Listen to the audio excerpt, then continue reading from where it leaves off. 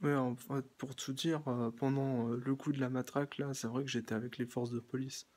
C'est vrai qu'en fait, pendant ce coup-là, d'ailleurs, je regrette pas du tout, en fait, je suis d'accord, je pense qu'à un moment donné, je sais pas, parce que ça m'a paru gros quand même que quelqu'un soit fait prendre un truc, et puis il y avait l'histoire avec François Hollande qui allait visiter ce jeune Théo, je crois, avant d'aller voir les forces de police, j'ai l'impression. Donc du coup, moi, ça m'a paru assez... Enfin, de toute façon, ça me paraît toujours un peu bizarre. Donc j'ai toujours soutenu les forces de l'ordre de ce niveau-là. Après, honnêtement, pour le reste, c'est vrai que je pense que les coups de matraque, mais c'est pas tellement. Je pense que lui, je pense qu'il y a eu un fantasme là-dessus parce que je vois mal comment des gens peuvent faire ça en public devant tout le monde. Bon, aujourd'hui, c'est vrai que tout le monde filme tout le monde et je pense que c'est une bonne chose en fait, parce que ça révèle la vérité. Si les forces de l'ordre, par exemple, abusent de leur état, enfin, je veux dire, de leur situation, techniquement, ce sont des êtres humains, donc il faut qu'ils se remettent en question, mais c'est pareil pour tout le monde. C'est pour ça que filmer tout, et c'est mieux. Même s'ils rechignent, ils feront des... Non, mais en fait, le droit à l'image, ça concerne tout le monde. À partir du moment où tu portes un uniforme, t'as le numéro de matricule et tout, t'es un mec public. T'es plus toi-même, si tu veux. Donc, t'es obligé de... Puis comme de toute façon, je pense que c'est politique aussi, il y a pas mal de... On fait des... On dit contrôle aux faciès, pour moi, c'est pas tellement ça le problème, si tu veux, parce que si t'as une tête d'arabe et tout, ça peut être compréhensif que t'aimes pas te faire fouiller ou quoi, ou systématiquement, ou que t'es blague et tout, parce que ça peut te mettre en retard pour ton travail, tout ça, bon, on est d'accord. C'est un peu humiliant en même temps, c'est surtout ça. Mais le truc, c'est que n'importe qui peut te contrôler. Bon, c'est vrai que si t'as une tête de punk, bah, c'est un peu rodé que t'es pas trop en accord avec la loi, donc du coup, t'as peut-être un bout de chichon caché quelque part dans tes poches. Alors du coup, voilà, quoi, c'est rodé, t'as une tête à... Bon après, faut savoir que n'importe qui a une tête à faire ça, alors déjà, si tu portes une barbe, c'est bon, t'es un terroriste. Ah, puis ça, c'est... J'ai envie de dire, c'est pire en Allemagne. Mais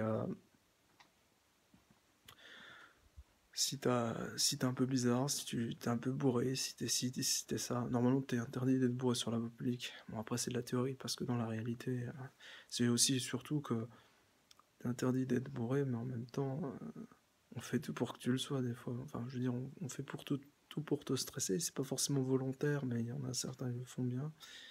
Et du coup, après, ben, t'es drogué. Il faut dire que les drogués, en fait, le problème, c'est pas la drogue en elle-même, c'est ce qui vient d'avant. C'est le fait qu'on se drogue pas pour rien. C'est parce qu'on fuit quelque chose d'horrible.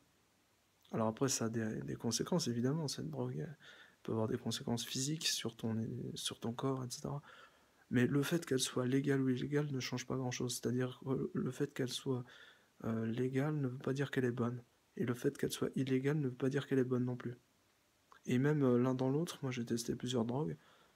euh, c'est vrai que l'alcool m'a moins détruit, on va dire, que le café. Par contre, le café, enfin c'est sournois quand même, parce que dans tous les cas, ce sont des drogues. L'une est légale, l'autre pas, mais l'une n'a pas été légale. L'alcool n'a pas été légal, je sais plus, en Italie ou aux États-Unis pendant un certain temps. Mais ceci dit, c'est vrai que, je sais pas, le café, ça énerve. En fait, systématiquement. L'alcool, ça a tendance à endormir.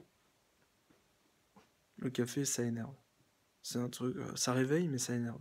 Et quand on prend une dose assez énorme, ça t'énerve tellement que tu t'énerves après toi-même, quoi. Tu fais n'importe quoi. Et tu sais plus ce que tu dois faire.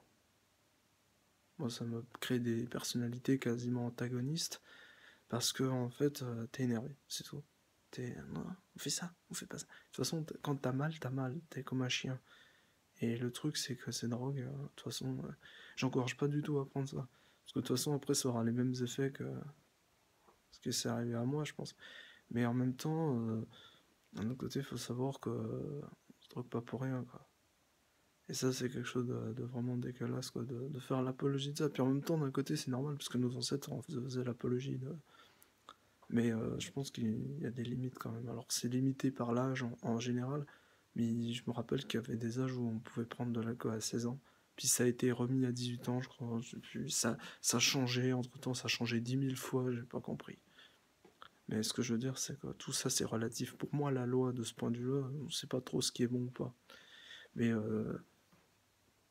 Et j'invite pas les gens à faire les mêmes conneries que nous, en sachant que ça fait 10 000 ans qu'on refait les mêmes conneries, donc on a beau dire, il faut consommer avec modération, voire pas du tout, bah, en fait, sans arrêt, l'être humain, il est comme ça, il recopie tout le temps les mêmes conneries qu'avant, et puis avec des choses, surtout il y en a qui abusent, quoi. Enfin, je veux dire, voilà.